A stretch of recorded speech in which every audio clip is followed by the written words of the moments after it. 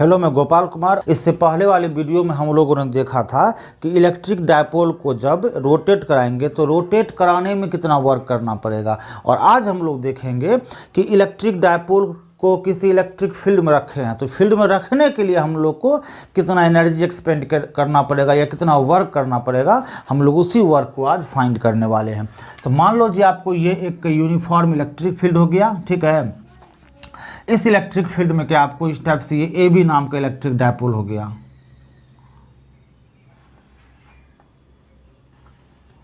तो ये A B नाम का क्या हो गया, इलेक्ट्रिक डायपोल आ गया जी, ठीक है। और इस डायपोल में पोल बी पर क्या आपको प्लस क्यू चार्ज गिवन है और पोल ए पर आपको क्या माइनस क्यू चार्ज गिवन है, ठीक है। और यहाँ पर ये आपको यूनिफॉर्म इलेक्ट्रिक फील्ड वेक्टर ई हो गया, ठीक है, ये वेक्टर ई हो गया। अब देखो कि इलेक्ट्रिक फील्ड लाइन जिस साइड से स्टार्टिंग होता है उस साइड क्या होता है, पॉजिटिव चार्ज छिपा होता है। तो इस साइड से इलेक्ट्रिक फील्ड लाइन स्टार्टिंग हो रहा है, इट मीन्स इस साइड पॉजिटिव चार्ज छिपा हुआ हिडन है। तो वो पॉजिटिव चार्ज क्या करता है, इस निगेटिव चार्ज पर अपना फोर्स अप्लाई करता है एफ। सिमिलरली क्या है, इस साइड लाइन आ रहा है तो जिस साइड लाइन जाता है उस साइड होता है negative pole, it means low potential. तो यहाँ पर क्या आपको नेगेटिव पोल है, तो जिस साइड इलेक्ट्रिक फील्ड लाइन जाता है उस साइड क्या होता है, नेगेटिव पोल होता है। और नेगेटिव पोल कहने का मीनिंग लो पोटेंशियल। तो इलेक्ट्रिक फील्ड लाइन यहाँ इस साइड जा रहा है तो इसका मतलब हुआ कि इस साइड क्या है आपको नेगेटिव पोल है। तो ये नेगेटिव पोल क्या करता है, इस पॉजिटिव पोल को अपने साइड करता है अट्रैक्ट, ठीक है। और जो ये ए और बी नाम का डायपोल है, इस डायपोल का लेंथ क्या आपको यहाँ पर दिया है, 2L दिया हुआ है। डायपोल का लेंथ क्या हो गया, ए से बी तक 2L हो गया। और आप इससे पहले जानते होंगे कि इलेक्ट्रिक डायपोल में इलेक्ट्रिक डायपोल मूवमेंट भी होता है। तो इलेक्ट्रिक डायपोल मूवमेंट का डायरेक्शन ऑलवेज क्या होता है, negative pole to positive pole. तो यहाँ भी जो ये ए बी नाम का इलेक्ट्रिक डायपोल है इसका डायरेक्शन क्या होगा, negative pole to positive pole. क्या होगा, negative pole to positive pole. इसको आप ऐसे डॉटेड लाइन से भी रिप्रेजेंट कर सकते हो जी, ठीक है। तो इसका लाइन क्या हो गया, negative pole to positive pole हो गया। तो इस फॉर्मूला को प्रूव करने से पहले हम लोग को इसका कुछ इंट्रोडक्शन लिखना पड़ता है। तो पहले इसका इंट्रोडक्शन लिखते हैं, फिर हम लोग इस फॉर्मूला को प्रूव करेंगे। तो यहाँ जो ये आपको इंट्रोडक्शन है तो ये इसी फिगर का आपको इंट्रोडक्शन है।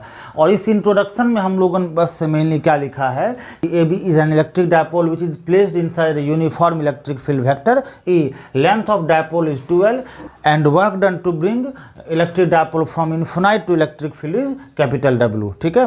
तो हम लोग जो डायपोल को इन्फिनाइट से इस इलेक्ट्रिक फील्ड के अंदर लाए हैं उसके लिए वर्क कितना करना पड़ा आपको, तो कैपिटल W करना पड़ा। अब उठता है क्वेश्चन कि हम लोग डायपोल को इन्फिनाइट से क्यों लाए। तो आपको मैंने पहले ही बताया था कि हम लोग जब भी पोटेंशियल फाइंड करते हैं तो पोटेंशियल फाइंड करने के लिए हम लोग को किसी न किसी से कंपेयर करना पड़ता है। विदाउट कंपेयर किए हम लोग पोटेंशियल कभी भी फाइंड नहीं कर सकते हैं। और जब पोटेंशियल फाइंड नहीं कर सकते हैं तो चार्ज वाले जो सिस्टम है उस सिस्टम का हम लोग वर्क भी फाइंड नहीं कर सकते हैं। अब यहाँ उठता है क्वेश्चन कि हम लोग यहाँ इस इलेक्ट्रिक डायपोल को इन्फिनाइट से ही क्यों लाए। तो यदि हम लोग डायपोल को इन्फिनाइट से नहीं लाएंगे तो हम लोग टोटल वर्क फाइंड नहीं कर सकते हैं। क्योंकि आपको याद होगा इलेक्ट्रिक पोटेंशियल में भी आपको हमने एक एग्जाम्पल दिया था।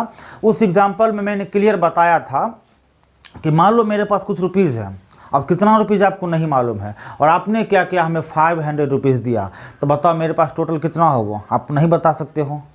मेरे पास कितना रुपया है ये आपको नहीं मालूम है, और उसके बाद आपने 500 रुपीज़ दिया, ठीक है। तो मेरे पास टोटल कितना रुपीज़ आप नहीं बता सकते हो। लेकिन यदि आपको हम ये बोल देंगे कि मेरे पास कुछ भी रुपीज़ नहीं है, मेरे पास 0 रुपीज़ है, मेरे पास 0 रुपीज़ है, किसी प्रकार का कोई भी रुपया या मनी नहीं है, और उसके बाद आपने 500 दिया, इट मीन्स हमारे पास टोटली रुपीज़ कितना हुआ, तो 500 हुआ।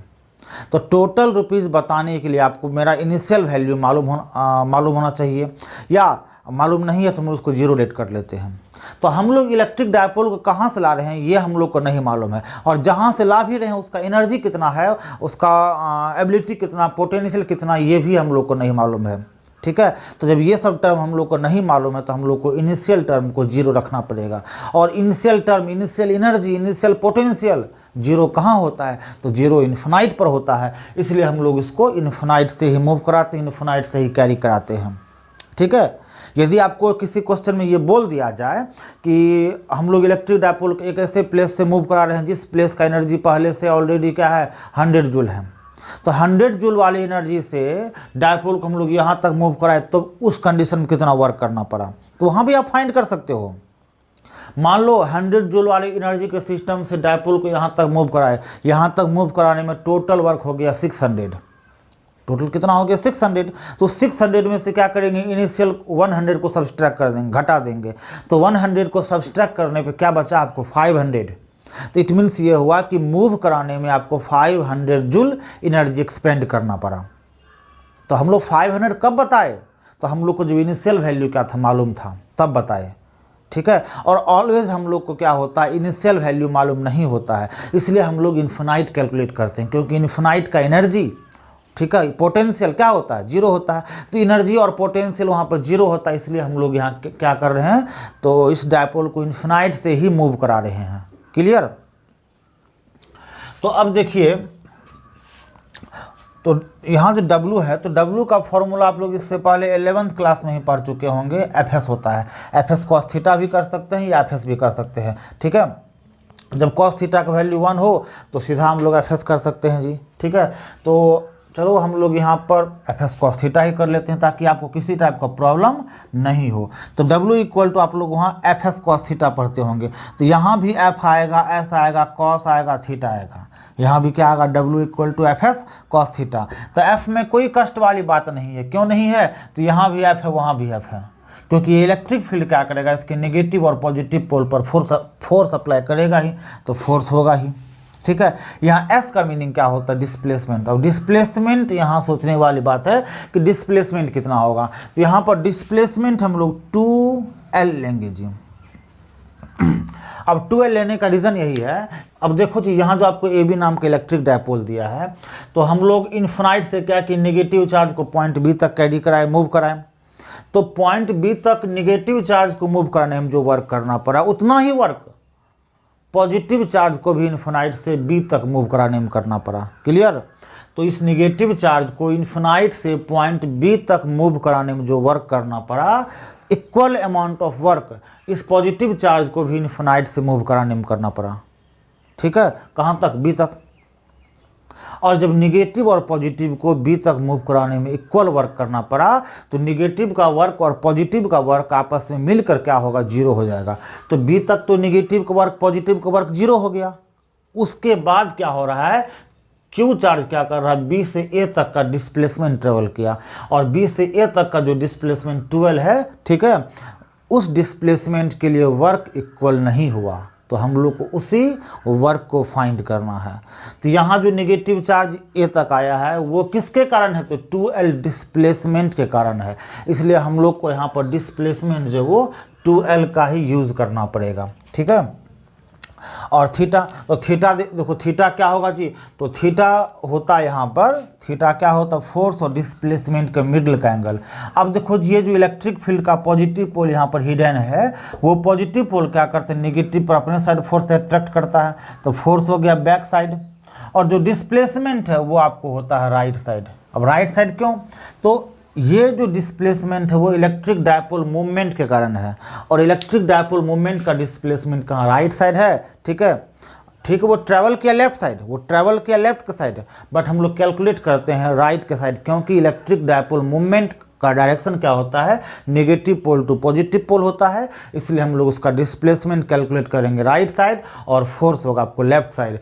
तो यहाँ पर आपको थीटा का वैल्यू होगा 180 डिग्री, ठीक है, और W होगा यहाँ पर क्या आएगा, और देखो जी आप लोग इलेक्ट्रिक फील्ड इंटेंसिटी का एक क्वेश्चन पढ़े होंगे, F/Q0 या Q पढ़े होंगे। तो जिस चार्ज को हम लोग इन्फिनाइट से मूव कराते हैं उस चार्ज को यहाँ पर लिखते हैं। तो क्वेश्चन के अकॉर्डिंग हम लोग, ये फिगर के अकॉर्डिंग हम लोग A वाले निगेटिव चार्ज को मूव कराए हैं जिसका मैग्नीट्यूड Q है, इसलिए हम लोग भी यहाँ पर Q लिखने वाले हैं। तो यहाँ जो F है उस F का क्वेश्चन क्या होगा, QE होगा, तो हम लोग इस F के प्लेस पर यहाँ पर QE कर लेते हैं जी। तो F के प्लेस पर QE हो गया, बचा आपको 2L, ठीक है, 12, और cos 180 का वैल्यू होता है आपको -1, तो W यहाँ होगा ही, ठीक है। और ये नेगेटिव को इधर मल्टीप्लाई कर देंगे तो 2, ये नेगेटिव साइन फर्स्ट में आ गया, तो बचा के 2QL, तो 2QL क्या कहा, हम साथ साथ हैं, बचा के आपको E, ठीक है। तो W इक्वल टू क्या होगा, ये 2QL क्या होता है, P होता है। आप लोग इससे पहले इलेक्ट्रिक डायपोल मोमेंट का इक्वेशन पढ़ चुके होंगे, 2QL, उसका सिंबल क्या होता है, P। तो 2QL को हम लोग यहाँ P बोल सकते हैं, बचा आपको E। तो यही हो गया आपको वर्क डन, ठीक है। मतलब ये हुआ कि हम लोग जब इलेक्ट्रिक डायपोल को किसी इलेक्ट्रिक फील्ड में रखेंगे तो इलेक्ट्रिक फील्ड में रखने पर कितना वर्क करना पड़ेगा, तो ये आपको इतना ही वर्क करना पड़ेगा, यही उस वर्क का आपको मैग्नीट्यूड हो गया।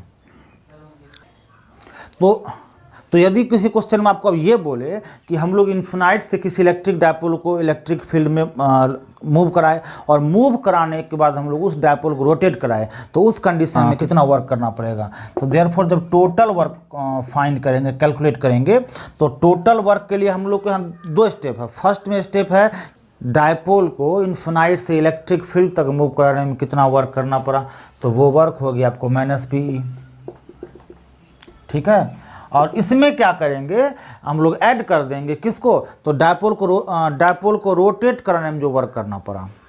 तो आप यहाँ एक चीज़ और ध्यान रखिए कि इन्फिनाइट से डायपोल को हम लोग मूव कराए तो मूव कराकर वो किस स्टेट में है, किस पोजीशन में है, तो इक्विलिब्रियम वाले पोजीशन में है। तो इक्विलिब्रियम वाले पोजीशन तक आने के लिए कितना वर्क करना पड़ा, -PE वर्क करना पड़ा, ठीक है। और उस इक्विलिब्रियम से उसको रोटेट कराना है, तो उसके लिए अभी मैंने कुछ देर पहले आपको इक्वेशन बताया था, PE 1 - cos थीटा। तो 1 - cos थीटा। अब देखो टोटल वर्क कितना होगा, तो WT यहाँ होगा ही, हम लोग यहाँ से PE कॉमन लेंगे, तो यहाँ बचा आपको -1, ठीक है। यहाँ प्लस और ब्रैकेट में क्या है 1 - cos थीटा बचा आपको जी, ठीक है। तो WT इक्वल टू यहाँ पर PE होगा,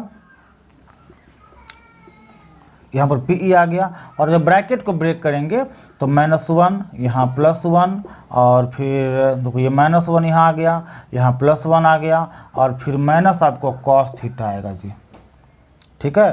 तो -1 + 1 कैंसिल होगा जी। तो WT इक्वल टू T यहाँ सफिक्स में, तो WT इक्वल टू PE और ब्रैकेट में क्या होगा आपको -cos थीटा। तो WT इक्वल टू हम लोग यहाँ पर -PE cos थीटा भी कर सकते हैं। तो ये आपको निकला टोटल वर्क डन। तो कल जो मैंने इक्वेशन फाइंड किया था कि डायपोल को इक्विलिब्रियम वाले कंडीशन से क्या कर रहे थे हम लोग, थीटा डिग्री एंगल तक मूव करा रहे थे।